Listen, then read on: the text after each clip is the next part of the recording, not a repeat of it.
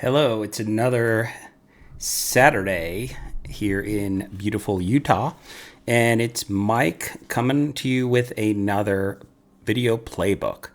I realized a couple things. One, somehow in my iterations of my playbooks, I did not have the disclaimers in here. So now I've got the disclaimers. This is just educational stuff.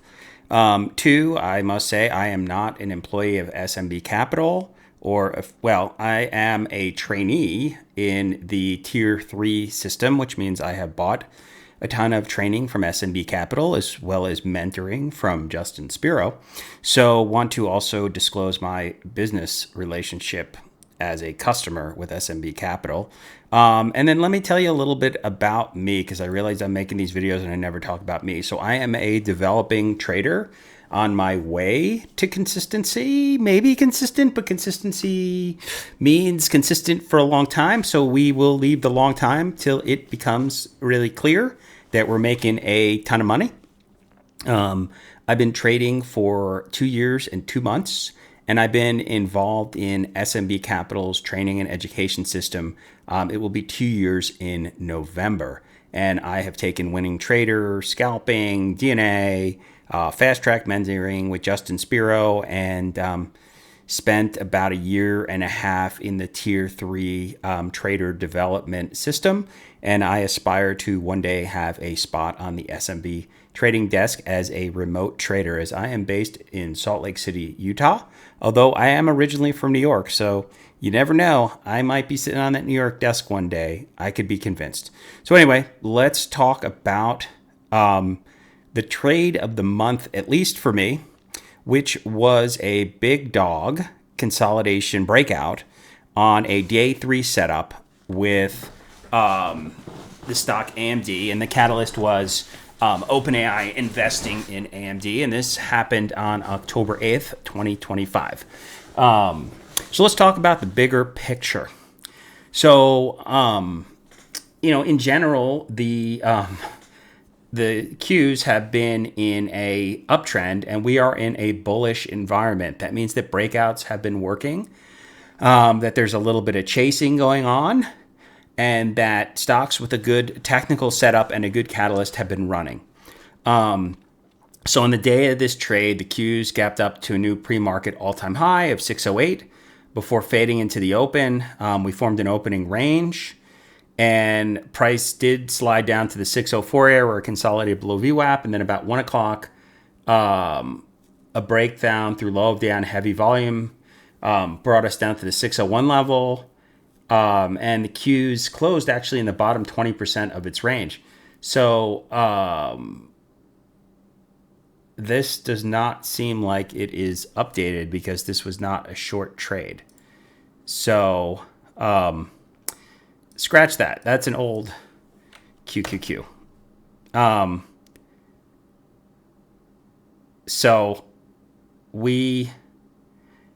is weird. I have to update that because that is not even close to being right. So let's just say that the Qs were in a big uptrend, and I need to update that slide because that is not even close to being right because this was not a short trade.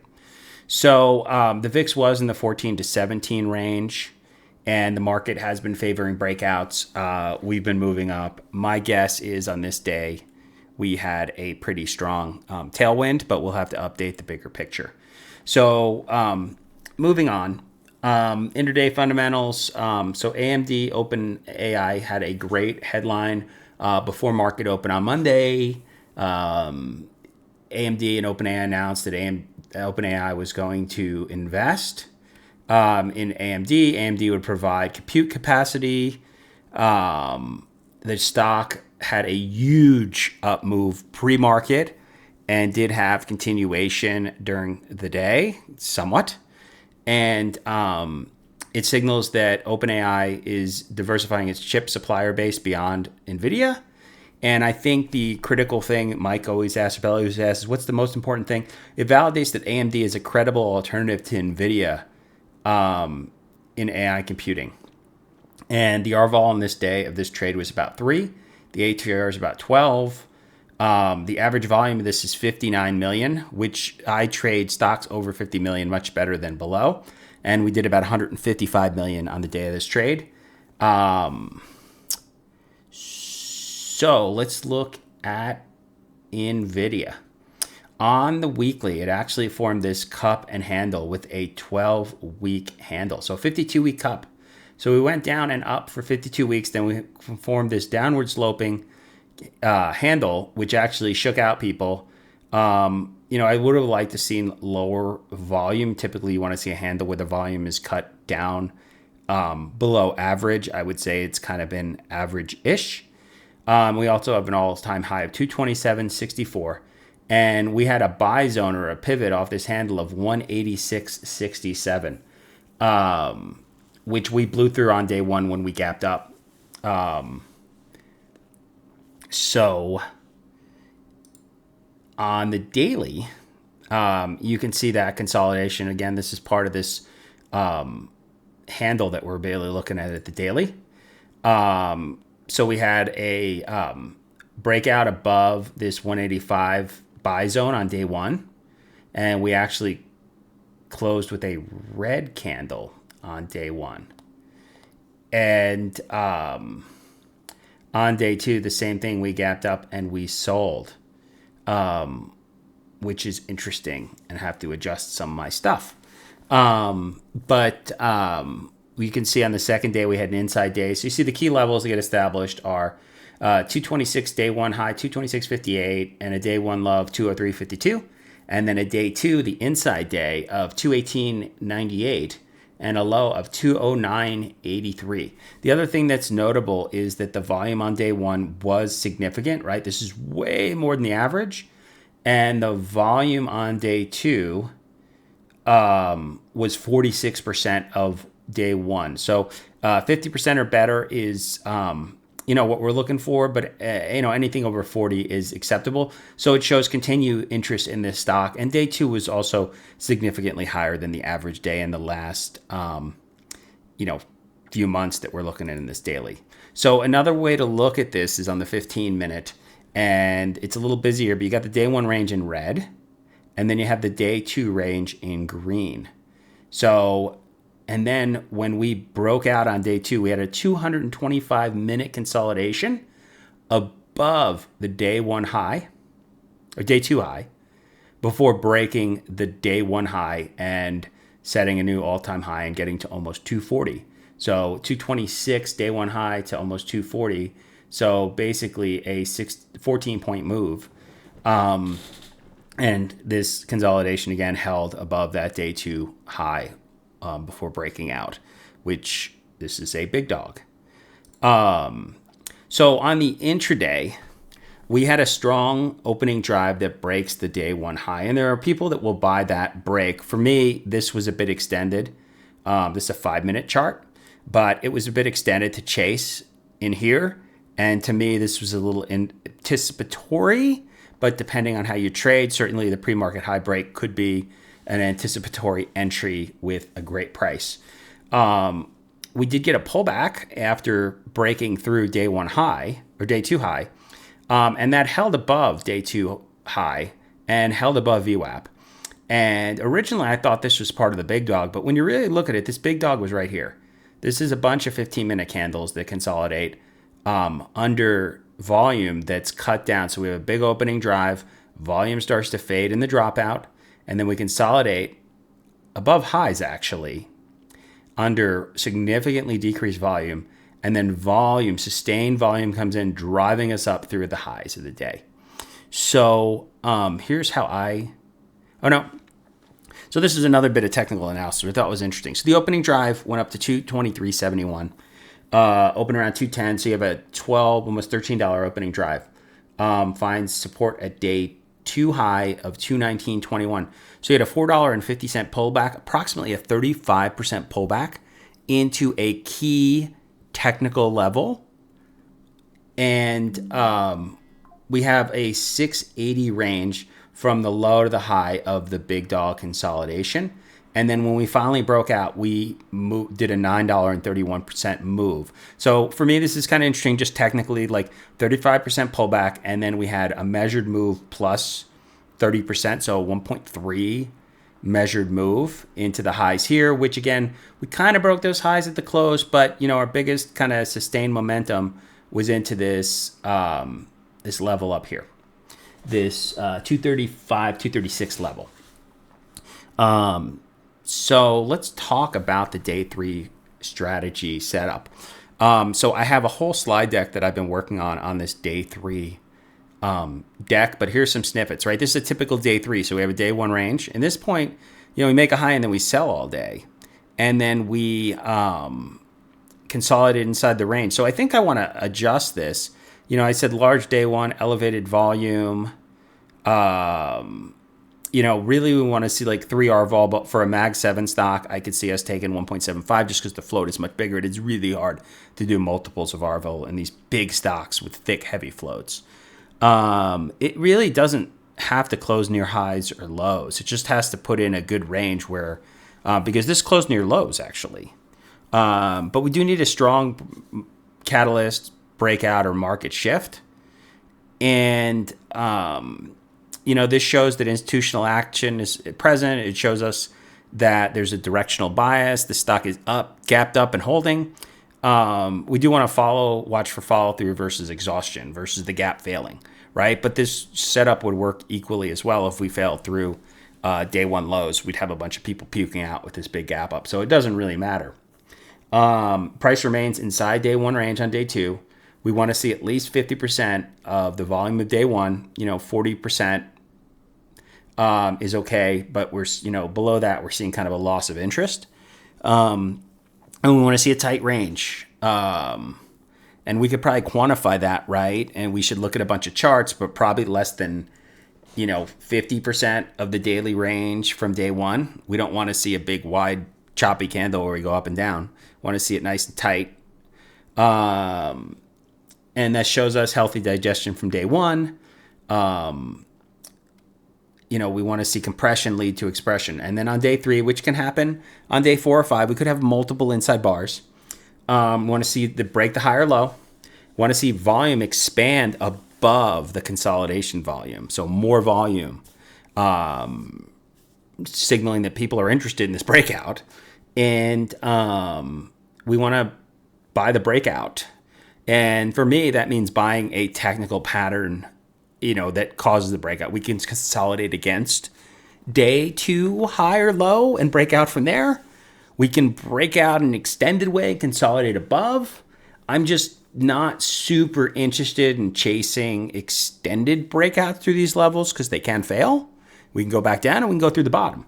So I think you still, at least for me in the way I trade, I still need to see kind of a tight place to risk against, either above or below the breakout zone. And the way I handle these, we'll talk about in technology, I set alerts. So that's the strategy. There's some factors in favor if you can read small print. And then the big dog, which is the trade I use to enter this setup, right? We got setup, now we got trade, is to look for RVol over 1.3. This was doing like 3. Minimum consolidation of 75 minutes or 5 15-minute bars. A daily breakout into support or resistance. At this point, we consolidated above support. Previous resistance became support. We consolidated above. And we want to look for a strong directional opening drive for breakouts. I do the big dog also for a gap and a support resistance, and that's a little bit different. But typically, this is the pattern that I'm looking for in the intraday, is this strong opening drive and then the consolidation above, right? That's what I'm talking about here. And checks in favor, you want this to happen. The longer it consolidates, usually the better. I mean, some of these that break at 2, 3 o'clock in the afternoon are really good. But I also see them breaking at 11:30, 12, 12:30. We want to see the daily chart not extended, and we don't want to see a ton of overhead resistance. We don't want to take a big dog into resistance. And, strong down move, sloppy consolidation, market headwinds, daily overextended, overhead resistance. These are all reasons that this might not be as good. So we rate these based on the length of the consolidation in minutes. In this case, it was over 200 minutes. the tightness of the consolidation, the daily setup, and the overall atmosphere are breakouts working. So you can see breakouts have been working. Daily setup is beautiful. The tightness of the consolidation, let's look at the 15-minute chart, which is where I evaluate a lot of this. It is super tight. See how it gets tight? Like, it is not tight in here. This is not the big dog. This is the big dog. And we'll look when we look at the reading the tape, because even I got some, well, even I mean, I got some education on what really is the big dog. Because this, to me, you know, I've been counting this as a big dog entry, like you buy it down here and then you're kind of anticipating. But really, the big dog happens in here. To me, you know, we'll see on a smaller chart, but this is kind of a failed breakdown, which then sets up the big dog. And that's a nuance that I am still learning in this trade. I've been trading it about a year. So here's how I trade. Oh, no, here's how I traded it. So I did mess around in here after this failed breakdown, which is not a big dog, right? It fails to break down. I bought it right in here. And then I loaded the boat for the breakout, you know, 60% of my daily stop, which was super aggressive. But at the end of the day, this is not a big dog. And it's a really fast, given the length of this move, this is early, again, to put on the size. And the good news is, you know, I've been doing this long enough. I know what it looks like when it works on the tape. And it wasn't looking good. And so I actually weaseled my way out of this trade at break even. But it was a lot of mental energy spent in this area watching this thing, thinking it was going to break out. And it's just too soon. Breakouts that happen after this shorter length of consolidation have a much higher likelihood of failing, or at least at minimum going up, retesting, consolidating, and then doing the real breakout later, which is probably an even better trade, because then we trap a bunch of shorts that got long the breakout, got short the breakout, and then they're wrong. So I don't think this was the right place. But I stuck with it. I saw it stuff a couple times, came down here, and we'll look, but really kind of caught a bunch of people who thought this was going to fail. Short, kind of off sides, and that gave the extra fuel to the fire to ignite this breakout. I did see this happen on the tape. I saw a flood of buying as we took out this little hitch right here, and I put on 40% of my daily stop. I did not do a fabulous job of accepting that, because I took about 30% of my position, maybe a little more off, pretty quickly, you know, and it wasn't necessary. This was an A setup. And then I redeemed myself by holding a good chunk into almost the highs of the day, although when the volatility came out of the option, I did sell. So, you know, great trade, multiple daily stops, you know, one of my biggest trades of the year, biggest trade of the month by far, but a lot of opportunity to do it better. So, you know, in the ideal side, I really need to decide if a smaller feeler and adding is the right thing for me, or get all my size when the breakout happens, right? This is like the smaller feeler, put the C risk on, just see if it happens, right? You can always add if it comes back. I think that's okay. I think adding here was not okay. But, you know, it doesn't hurt to swing the bat hard, I guess, when you see it. And I felt like I saw it, but I think I was like Don Quixote chasing windmills. So the right trade, which, you know, I should have gone even bigger than 40%. I should have went 60% of my daily stop right here and just accepted the risk to where I'm wrong and let the trade play. That's the right way to trade this. And then sell 50% when we put in, you know, that we haven't touched the 21 in all this time. We break the 21, we get a close below, sell half.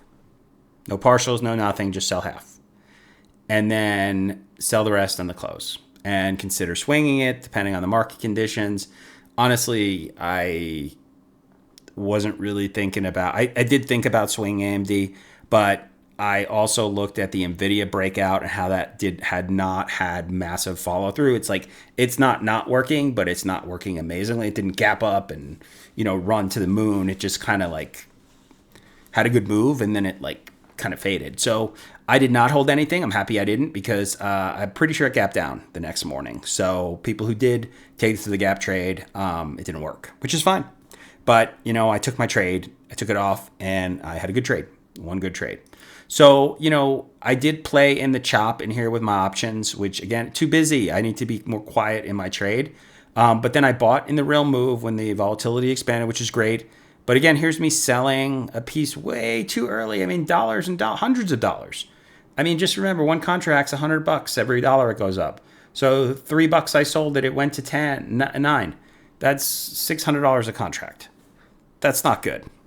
But, that's where I have to develop. But at the end of the day, I did hold this one contract for, from 3 to 6. So that's $300, but I could have made a lot more, right, for one contract. So more than that, right? Because I bought my contracts at like $2. So, I mean, I could have made multiples of that if I held more contracts for longer. And I did sell this too early. The volatility came out.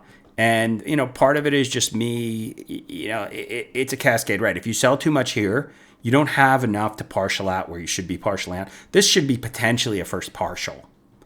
I mean, the momentum really hasn't come out, and this has room. 235 is an easy target, right? I mean, we know we're going to see 235 here. 235 is the number. We saw 235. I think that's our day one high. 227. But the measured move is where I got 235. So we're looking for 235 here. So I should have been holding to 235, not selling anything, not a share. And but that's trading, right? That's how you learn. So let's see if the tape is ready, because it's not in here. So let's pull up the tape. I don't have it quite ready, but I think I can find it real quick. Oh no. 1 second, please. Show recordings. Hello. That's not it.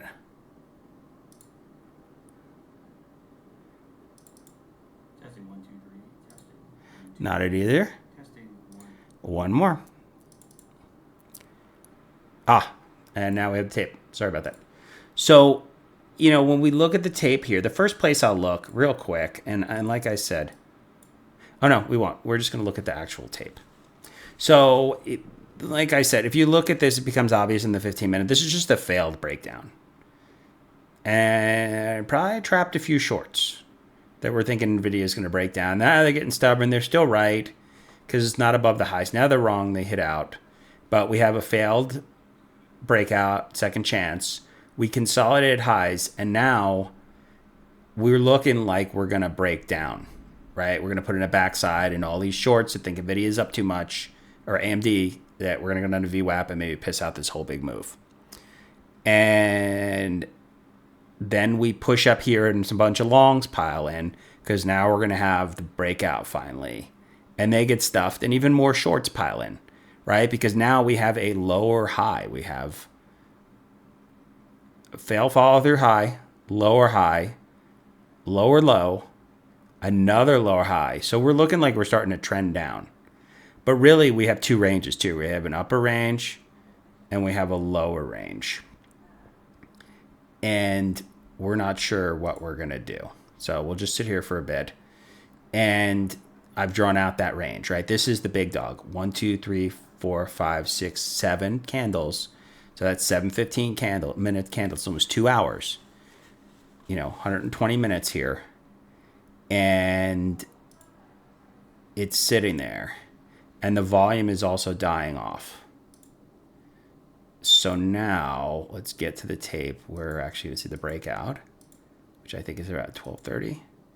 Okay, so now if you're short here, there's no reason to look at the tape yet, but if you're short here, you're probably not like super happy, right? Because like if we break this area here, this stuffed candle, this is fuel.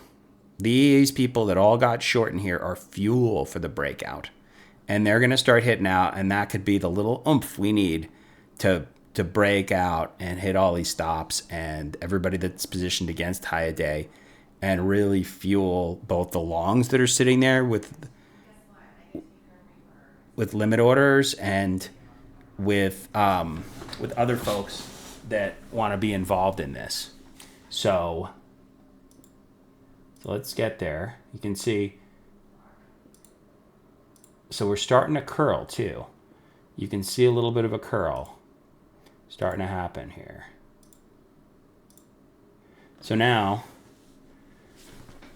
we're curled up, and oh, there's the curl. So once again, we start to fail at that high. So this is getting interesting, right? Because maybe a few more people get short there.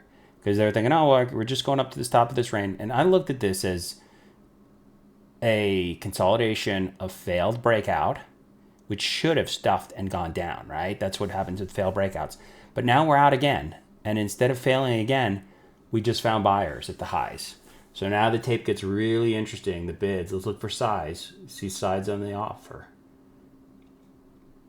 We should start to see the size come in. We should start seeing the volume pick up, because now we're making our way towards the highs. And this is a place where I got in, and that's why I did this in the simulation too. And you know, if you're super aggressive, you could risk to here, but realistically, you should really be risking to the bottom of the range. The move is so potentially large that you don't want to get chopped out, and especially if you're sizing this one pretty big. So now we can see kind of the volume starting to build. We're not there, but the trade is building, right? So this is kind of, for me, this is the see it moment. Like, I see the trade starting to happen, and now we're coming into highs, right? This is where we stuffed before a couple times, or, you know, probably 50 cents away, right? 225.07, and we're at 225.50. So let's just watch the bid, see if we can pick up any size or anything interesting here. We're already at 80 cents, right? Or 65 cents. We just hopped half the size. See some size on the bid. Size on the bid. 73 cents. Look at our volume. People are getting interested in this one now. And remember, we're looking for volume that breaks this. We want to see when the highest volume candles of the day. That's really going to confirm this trade. And we could slam it at that point, right? But I'm already in. And to be honest, my stop is at break even. So like, if this doesn't work, it's fine. It's not going to cost me anything. But this should work. You know, we're arched up. And that's just how I trade these. I like to be at break even at this point in case it stops. And look at that. Look at the volume come in. And I just set right there a target for this measured move. If you look at the measured move, it's 230. That's your measured move out of there. So that's at minimum what you should be getting out of this trade now. Especially look at the volume. So there's no reason I should have sold anything, because the volume was great. So I think that's enough of the tape. So let's go back here and let's finish this one out. So technology. So I've created a habit of setting alerts in DOS and Thinkorswim, and for day 3 breakouts. And one of them is I do Thinkorswim because they do a great job with text alerts. So even if not in my screens, or if I step out of my trading setup, I can get a message and get very quickly back. And I'm working on building a day 3 scanner. I have something, but I don't love it.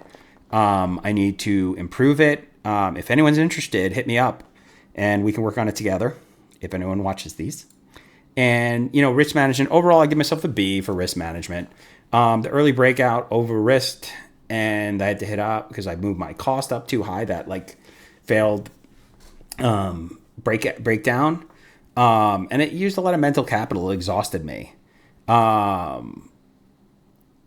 know, I did pile on sides, which is something I need to do, and I stopped out without a loss. So like, it wasn't the worst, but you know, putting on size when I saw it was a good move. And, you know, other than taking too much off early, it's not enough to put on size. I have to fully accept the potential loss and let the trade work. It was a good trade, and it should have been so much better if I fully accepted risk, and it's true. So what did I do well? Good stock selection. I expressed the idea with stock and options, and I held the core of options and captured a big part of the move and had one of the best trades of the year. I sized it right, but I did not fully accept the risk. I shouldn't have added on the early break that failed breakdown. I should have just like let it work. If it worked, great. I could always add later. What I need to do is accept the risk, especially when I'm sizing up.